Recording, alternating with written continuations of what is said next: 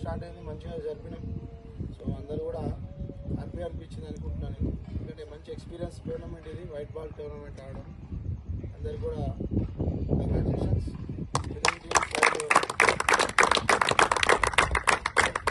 Match కూడా చాలా IPL లాగా జరిగింది. ఫైనల్ మ్యాచ్ సూపర్ ఓవర్ దాకా వచ్చింది. వాళ్ళు ఓవర్ కాన్ఫిడెన్స్ ఇద్దరు పెద్ద ప్లేయర్ అవ్వడం అనిపించింది. ఓవర్ కాన్ఫిడెన్స్ ఆడడం వల్లనే వాళ్ళు సూపర్ ఓవర్ గెలవలేకపోయిందని అనిపించింది ఇద్దరు ప్లేయర్. సో ఎనీవే, ఒక స్పిన్నరు సూపర్ ఓవర్లో వేసి గెలిపేయడం కెప్టెన్ బాధ్యత తీసుకొని సాయిత్ కంగ్రాట్స్.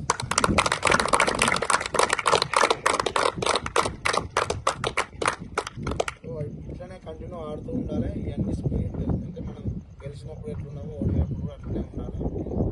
అదే మూమెంట్ మెయింటైన్ చేస్తున్నాను. యాటిట్యూడ్ అనేది గ్రౌండ్ వరకు చూసుకోవాలి. బయటకు వచ్చినాక అందరు ఫ్రెండ్స్ మూమెంట్స్ అనేది షేర్ చేస్తూ ఉండాలి. ఎందుకంటే రేపు పొద్దున టూర్స్ పోయినప్పుడు కానీ లీగ్ టీమ్స్ వల్ల పోయినప్పుడు కానీ అందరూ ఒక టీంలో ఆడాల్సిన వాళ్ళే కాబట్టి అందరు కలిసి ముందుకు వెళ్తూ ఉండండి. All the best everyone.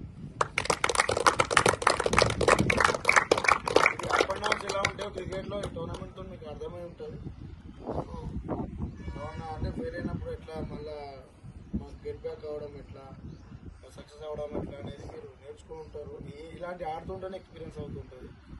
So పెద్ద ప్లేయర్ కావాలంటే ఇలాంటివన్నీ చాలా చూడాలి ఇంకా. ఓకే, సో ముందుగా man of the series most valuable player వచ్చేసి సాహిద్ కుమార్.